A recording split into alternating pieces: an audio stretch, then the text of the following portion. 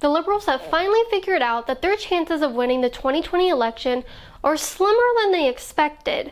So now they're playing a much smarter game than we expected, and if we don't catch up, we're going to have bigger things to worry about than just losing the White House.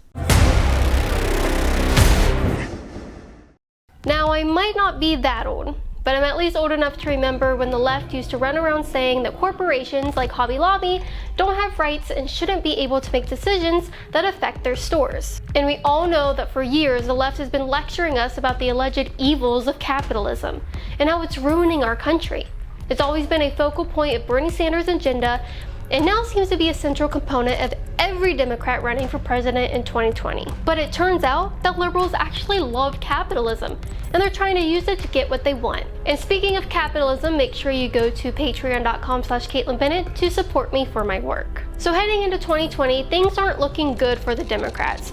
No single candidate has a platform that stands out from anybody else.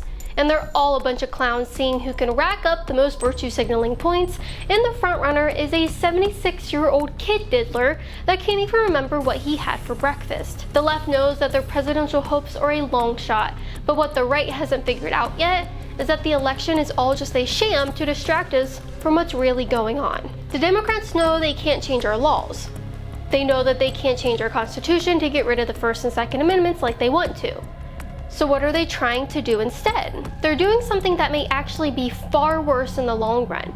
They're trying to change our culture and change our traditions and change the policies of every single business establishment we walk into. It's no secret that the left has dominated the entertainment, academia, and media industries for decades. Now they're using that influence to take over any last remnants of conservative culture and will use their power to intimidate anyone that doesn't go along with their agenda. Don't believe me? Well, let's go right down the line.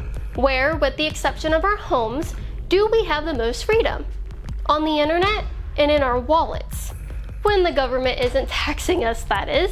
But unlike Europe, the United States has a First Amendment, and the right to freely express your opinions is guaranteed by our Constitution. Because the First Amendment stands in the way of the left's lofty goals, they decided to find a loophole. If they can't get the government to punish us for wrongthink, we'll just have the corporations do it instead. Conservatives are getting banned in record numbers on social media, and they don't seem to be slowing down or even caring to hide their agenda. Facebook will straight up ban you if you share links from websites that they don't approve of, like InfoWarsStore.com. Twitter will ban you if you misgender someone. Instagram will ban you for taking pictures with people they don't like. And YouTube? Well, if we say what they do, then we might suffer the same fate as others. So we'll skip right over them and clarify that we love our YouTube overlords. People like Alex Jones are getting unpersoned and erased from the internet, all because the 4 or 5 monopolies that have complete control of the spread of information think they can decide who gets to have a voice in this world. For a lot of content creators that once made a living off social media, these changes have resulted in a loss of their livelihood and a loss of their income. But we aren't just seeing these repercussions online. They're happening out in the real world too, and at an equally alarming rate. In 2018, David Hogg and a bunch of Hollywood liberals led a campaign to bankrupt the NRA, and were successfully able to pressure nearly 20 corporations into severing ties with the NRA and withdrawing their sponsorships. This included corporations like Avis Rental Cars, Best Western Hotels, United Airlines, Delta Airlines, and Yeti.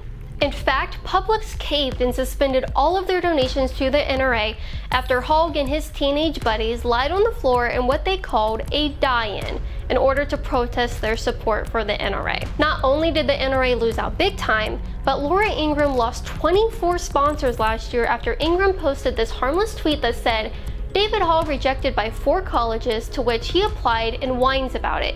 Dinged by UCLA with a 4.1 GPA.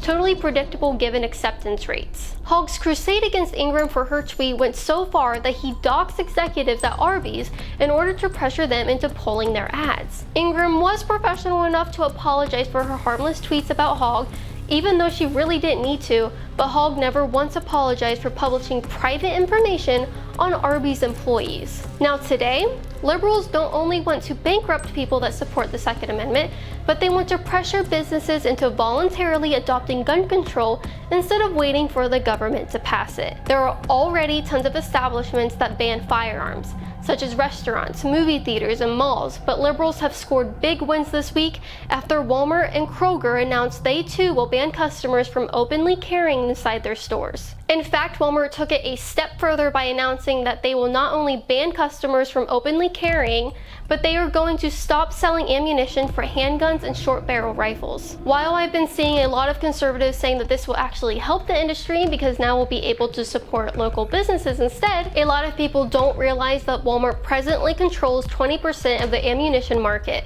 That means 1/5 of all ammo is sold at Walmart. There are probably a number of explanations for why their market share got so high, with the number one reason likely being that a big corporation like Walmart can afford to tiptoe around the high cost of regulations, while mom and pop shops can't. New stores won't just emerge out of thin air because of Walmart's policies.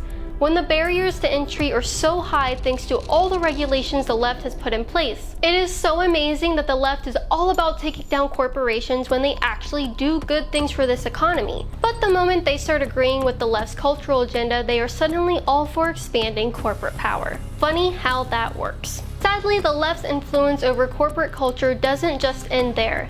Conservatives are having their bank accounts closed, getting banned from money transferring apps like PayPal and Venmo, they're getting banned from dating apps like Tinder, and are even getting banned from ride-sharing apps like Uber and Lyft, and are finding trouble booking rental homes through Airbnb. You see, the left doesn't just want to censor us from the internet, they want to censor us from existence.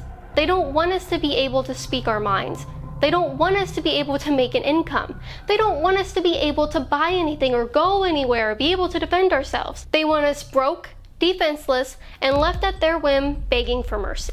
Conservatives have to wake up and realize that the 2020 election is a sideshow that's distracting us from what the left is really doing behind the scenes. While the left once opposed corporate greed, they are now actively centralizing all of their power and influence into the nation's top corporations in order to strategically shift America's culture leftwards.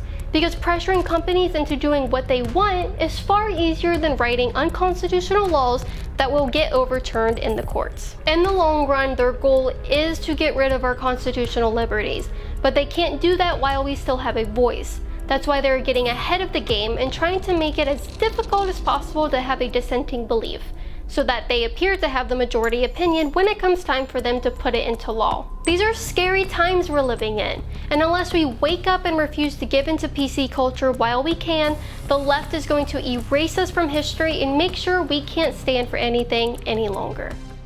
If you guys liked this video, make sure you hit the subscribe button and notification bell. If you want to support me so I can keep making videos just like this, visit InfoWarsStore.com where you can get great products like Brain Force, which gives me all the mental clarity I need to make these videos.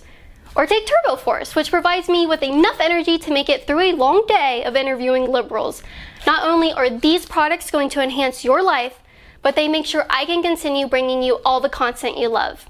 Make sure you also join my Patreon at patreon.com/CaitlinBennett so I can hire security for when I attend rallies and do street interviews.